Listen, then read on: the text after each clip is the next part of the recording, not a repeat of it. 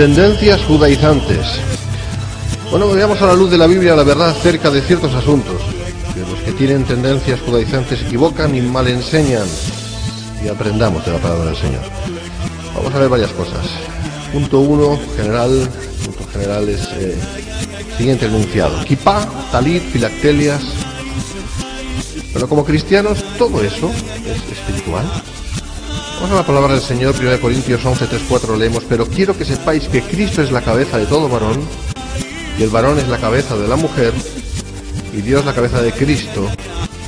Todo varón que ora o profetiza con la cabeza cubierta afrenta su cabeza. Esto es lo que dice la palabra del Señor. Bueno, según se sabe, los judíos, por enseñanza de su tradición talmúdica, es decir, del Talmud, que no bíblica, comenzaron a usar algún tipo de cobertura para la cabeza durante el siglo IV después de Cristo, aunque es posible, que algunos hubieran comenzado a usarlas en los tiempos del Nuevo Testamento.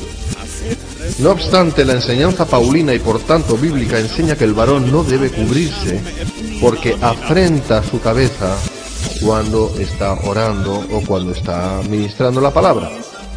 Si un hombre cubría su cabeza, daba a entender algún grado de inversión de las funciones propias de cada género. Por lo tanto, y sin pretender entrar en rigorismos e inútiles legalismos que no vienen al caso, la pregunta no deja de ser obvia en relación a esos maestros judíos que confiesan al Mesías, pero que tienen ciertas tendencias judaizantes. Ya no hablemos de otros que todavía es peor. La pregunta es: ¿por qué se presentan ante todos, cuando están ministrando la palabra, con la kipá? ¿Por qué? La kipá ni siquiera es una prenda de origen bíblico, sino de la tradición judaica y contrario al principio bíblico, ya que el hombre no debe cubrirse cuando está ministrando la palabra. Pero hay más. Se presentan también, y muchas veces, y ante cristianos no judíos, orgullosamente con las vestimentas y abalorios propios del judaísmo, como el talit, los tefilim, las filactelias y demás parafernalias judaicas que nada tienen que ver con el cristianismo, sino que en todo caso eran sombra de lo que debía de venir, eso es Cristo. El propio autor de los Hebreos tiene un arduo combate explicativo sobre la inutilidad de creer y practicar ese judaísmo y simplemente creer en Cristo en el sentido explicado por la doctrina apostólica. Hermanos, hay cristianos de origen judío que enseñan a muchos y que hacen ostentación ante todos los creyentes al ir con estas indumentarias. Esto es vergonzoso y es una afrenta a Cristo, el cual nos ha liberado del cumplimiento de la ley y todo lo que tiene que ver con todo eso, es decir, con el antiguo pacto. Lo único que consiguen con toda esa indumentaria práctica y enseñanza es confundir al creyente y llevarle hacia un tipo de judaísmo, y esto es un hecho. El que sea judío practique su judaísmo en privado o entre judíos. El que sea cristiano de procedencia judía no practique su judaísmo por raza entre creyentes no judíos. De otra manera estará judaizando, aunque no lo quiera aceptar así. Añado, el que sea cristiano de procedencia judía debe entender que esas prácticas ningún valor tienen ante Dios, sino más bien todo lo contrario. Punto 2. Cambiando de tema, pero siempre dentro de las tendencias judaicas o judaizantes, ¿Qué significa la salvación viene de los judíos? Con mucha facilidad, los que siguen tendencias judaizantes, en este caso toman las palabras del Señor a la mujer samaritana para exaltar lo judío por encima de la iglesia. En concreto, esas palabras son las recogidas en Juan 4:22. Vosotros adoráis lo que no sabéis, nosotros adoramos lo que sabemos, porque la salvación viene de los judíos. Bien, es menester entender bien el significado de esas palabras para no confundirnos. Los samaritanos no conocían a Dios, no tenían una verdadera revelación de Él y por lo tanto no podían adorarlo en verdad, en el contexto en el que Jesús está hablando. En cambio, los judíos tenían la revelación de Dios en el Antiguo Testamento y conocían al Dios a quien adoraban, porque la verdad acerca de la salvación vino a ellos primero y por medio de ellos al mundo. Pero esto no hace de los judíos alguien superior a los creyentes, ya que los judíos sin Cristo su fin es la condenación eterna, así como los gentiles sin Cristo, de igual manera. Ambos grupos van al infierno si no tienen a Cristo. La ecuación se resuelve de la siguiente manera. porque Él es nuestra paz, que de ambos pueblos, es decir, judíos y gentiles, hizo uno, derribando la pared intermedia de separación, Efesios 2:14. Ahora, ya no hay judío ni griego, no hay esclavo ni libre, no hay varón ni mujer, porque todos vosotros sois uno en Cristo Jesús. Gálatas 3:21. Punto 3. ¿Debe el creyente de origen gentil dar en lo material al creyente de origen judío como una norma a seguir? Bueno, algunos toman las palabras del apóstol Pablo de Romanos 15, 25-27 para hacer una apología del deber hacia el judío por parte del creyente, que no es de recibo y que sí es un abuso.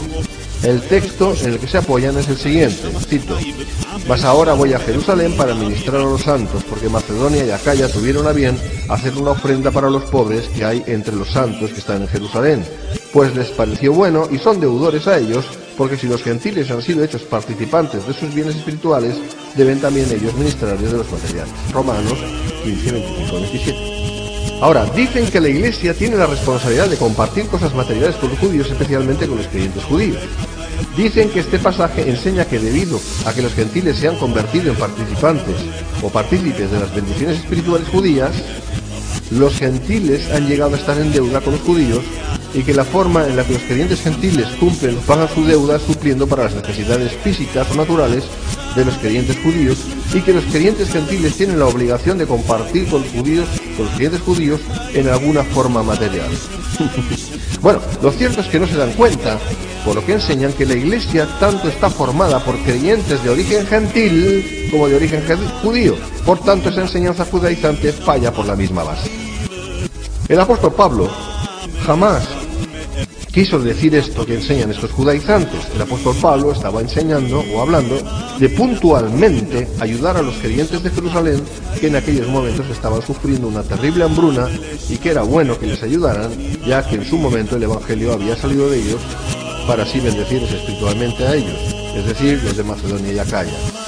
Esto no debe ser una regla a seguir de continuo, porque la palabra enseña otra cosa. Cito Gálatas 6:10, así que según tengamos oportunidad, hagamos bien a todos, y mayormente a los de la familia de la fe. Y los de la familia de la fe son todos los creyentes en Cristo, no todos los de origen judío.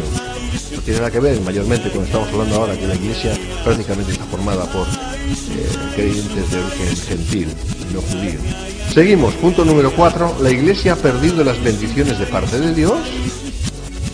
Bueno, por consecuencia de creer en el postulado arminiano y semipelagiano, algunos insultan a la Iglesia diciendo que ésta ha perdido su balance, que ha perdido sus bendiciones de parte de Dios, que ha perdido su unidad doctrinal y ha perdido su pureza doctrinal. Decir estas cosas es declarar que Dios ha fracasado y que ha fallado en sus propósitos respecto a la desposada de Cristo. Como puede verse, es un postulado netamente herético. Déjame, antes de proseguir aquí, decir unas cosas. Vamos a ver, la Iglesia que Dios ve no es la Iglesia que nosotros vemos. La Iglesia que el Señor viene a buscar es pura y sin mácula por la acción de la sangre y la justicia de Cristo. Dios conoce a los que son suyos, 2 Timoteo 2:19. Lo mismo fue con Israel. El verdadero Israel fue formado por los verdaderos judíos, como dijo Pablo. Cito Romanos 2:28-29, pues no es judío el que lo es exteriormente, ni es la circuncisión la que se hace exteriormente en la carne, sino que es judío el que lo es en lo interior, y la circuncisión es la del corazón, el espíritu, no en letra, la alabanza del cual no viene de los hombres, sino de Dios. El verdadero Israel no falló, la verdadera Iglesia no falla ni fallará. Dios conoce a su pueblo porque Él eligió a su pueblo y a cada individuo de su pueblo, Efesios 1, versículos 3, 7, 11 en adelante, etc.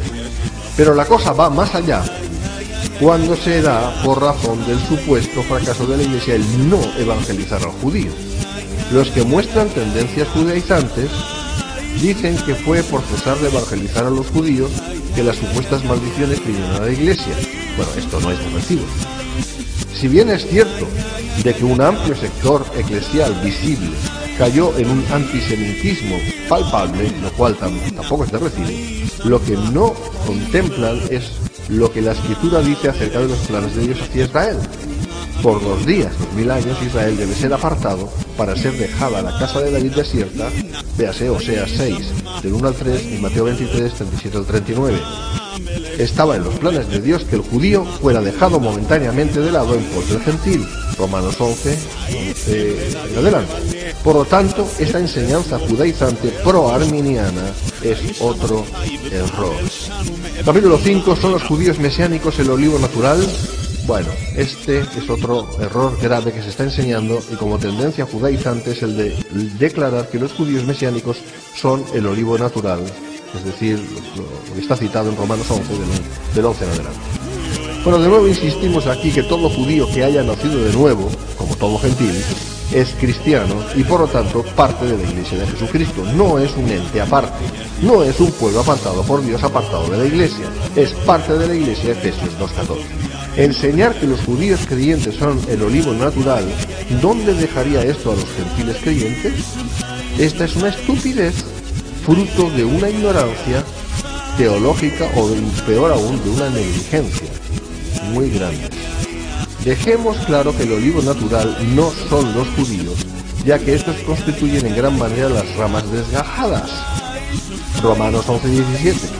El olivo natural no son los gentiles, ya que estos como creyentes hemos sido injertados no en las ramas, sino en el tronco. Romanos 11:24. El olivo natural no es Israel. El olivo natural, o buen olivo, básicamente es la promesa de Dios a Abraham, la cual es Cristo. En definitiva, es el pacto de salvación que Dios hizo con Abraham. Por tanto, nada tiene que ver con lo humano y con lo de esta creación, sino con lo divino y celestial. Dios nos bendiga. Sol y Deo, gloria a Dios, solo la gloria. Amén.